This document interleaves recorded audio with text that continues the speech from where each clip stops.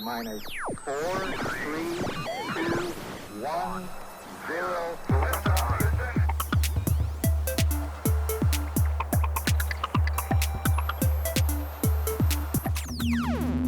Ooh, wee, ooh, I look just like Buddy Holly.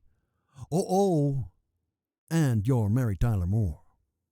I don't care what they say about us. Anyway, I don't care about that. Spock. Bibbidi Bobbidi Boom Box. Welcome. Kyle Hebert here. I'm a voice actor from anime and video games. If this is your first time listening, welcome to my sanitarium. And if it's not your first listen, thank you for continuing to listen. What's your favorite video format? Are we talking 4K, streaming, Windows Media Player? Anyone? My Sat Cats get dibs on the replies here.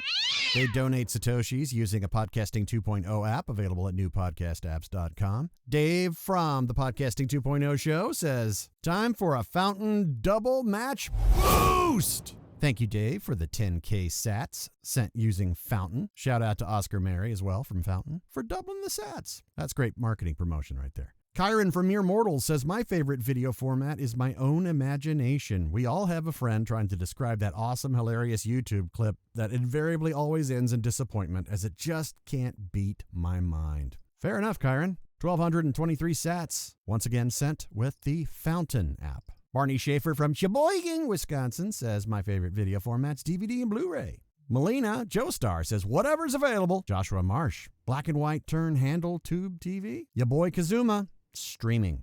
Mouse in the House says, Blu-ray. You can take my physical media from my cold dead hands. Kawhi Ray says, streaming and DVD, but I sometimes use VHS if a VCR is available. It's nostalgic. Does anyone still have a VCR? I don't. I haven't owned one in well over a decade. Probably longer, actually. Zero Convoy says, I love watching DVD and Blu-ray. Also, it's all I got. Marku says, does HD DVD count? Hey man, I got my Xbox HD DVD drive. Still here. It's gathering dust, but makes a great paperweight. Adaram says, whenever you get the chance, VHS solely because of the noises VHS players make as they get ready to start the tape. Did you ever put it on 2-hour tapes or 6-hour tapes? I always put it on the 6-hour setting so you could just maximize the length of tape available, even though it was grainy as hell. Rick Pendragon says DVD usually, but I do miss the effect of a warped VHS needing extra tracking. Oh, it's really fun if the tape starts to get eaten, because that's what tapes do. Tyler Chadwick says, I loved anything that allows one to see behind the scenes, commentary, or show scenes that didn't make the final cut. So DVD and Blu-ray are amazing for that.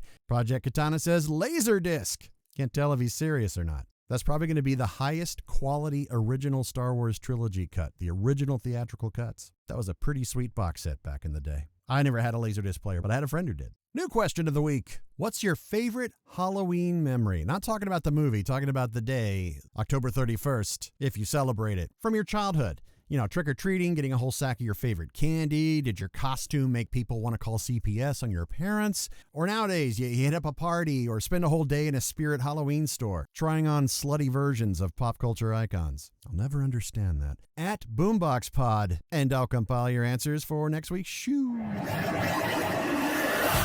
From the makers of movie themes that should have words comes more movie themes that should have words. It is hideously ugly, but Spielberg really pulls your heartstrings. Buckets, I've been crying. Atari's worst game.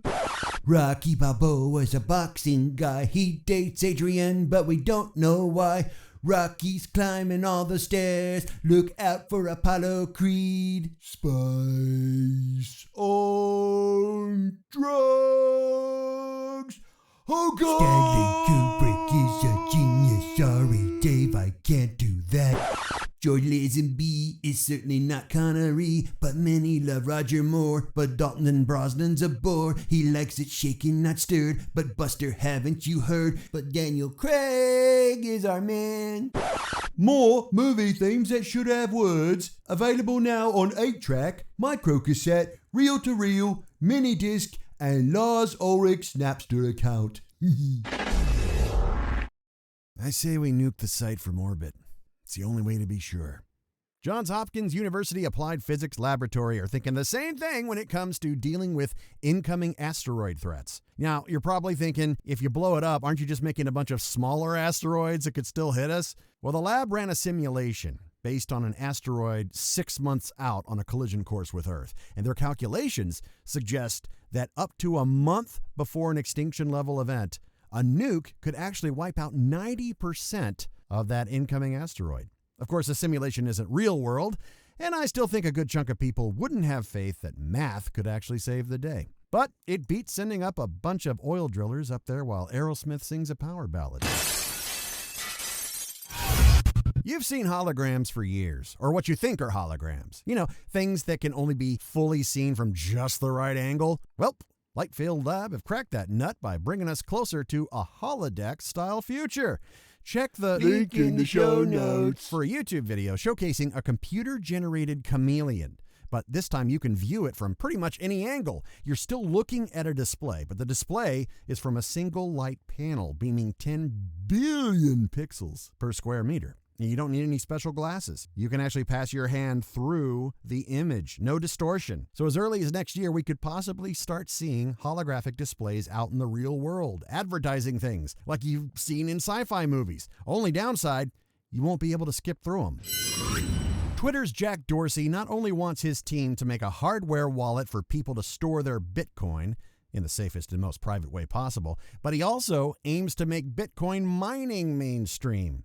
As it stands, mining takes a lot of know-how, a lot of costly equipment, and makes your electric bill skyrocket. Now, good old Jack wants this thing streamlined and easy enough for anyone curious about crypto to operate. The plan is to go open source and, of course, advance the cause of energy efficiency and dramatically reducing the negative environmental effects. Sounds really cool, but can we just get an edit button on Twitter first?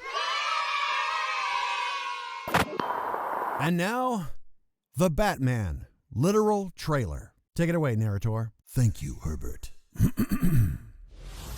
Cops sneak up on a diner that looks like one of those paintings of a diner. Dude with old people glasses puts his hands up like he has a question. Irony, as the cops haul him away, we see that his latte art is a question. DC. Bat signal montage as Bruce Wayne teaches us life lessons. Joker cosplayers are treated to a Chicago free lunch, served up by Sparkle Batman. Don't tase me, bro. Cut to Dark Knight interrogation scene, except you can't understand what he's saying. Where's the gun? What have you done? Could we get another take where you enunciate more? Splosion. The Watcher comments. Wait, is that Halle Berry's Catwoman again? We just got brickrolled. Fat guy you won't believe is actually Colin Farrell. The Precious Is now Alfred. Bruce becomes Neo. Give me some sugar. Colin Farrell really let himself go. Bats goes 3 shades of Mama Bear on randos. Rudy Tooty point and shooty. Whoa, they get sunrise in Gotham? Who's under that mask? Michael Keaton? Trinity.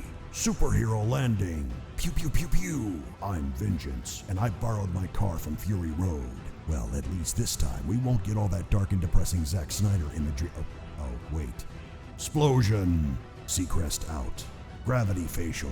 The Batman. In theaters only March 4th, so no more of this day and date crap on HBO Max. Please leave the house, even if the pandemic is still a thing.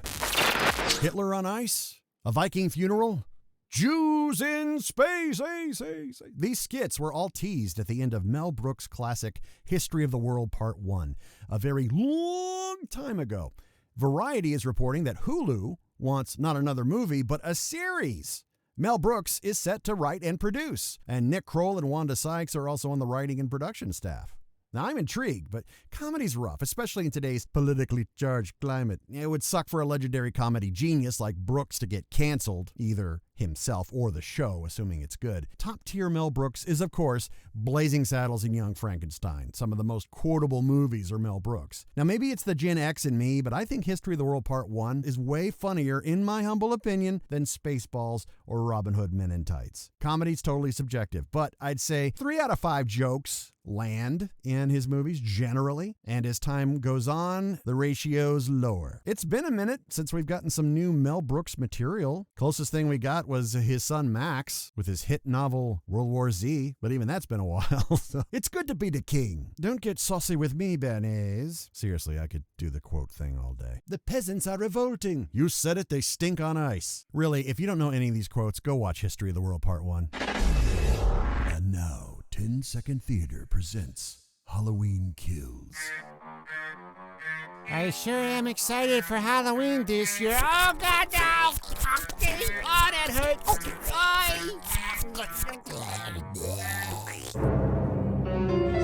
Michael Myers' charred butt is back, and it's raining muchos dólares.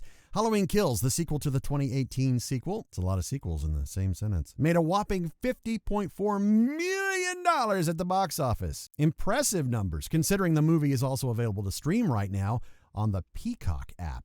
Halloween Kills also surpassed Godzilla vs. Kong, the previous day-and-date theatrical and streaming winner, which nabbed over $31 million earlier this year. HBO Max isn't having the best luck with their day-and-date roster, Space Jam 2 and the Suicide Squad, hoping things turn around for Dune. For this week, horror rules the box office, and I am good with that. Been waiting for a year to see Halloween Kills, but I'm okay watching it at home, actually, and I've already tempered my expectations going in, knowing the reviews aren't good, and that it will lead directly into Halloween Ends next October. Bring on the people pincushions, an inverted Shatner mask, crank up that Carpenter score, and that new song from Ghost.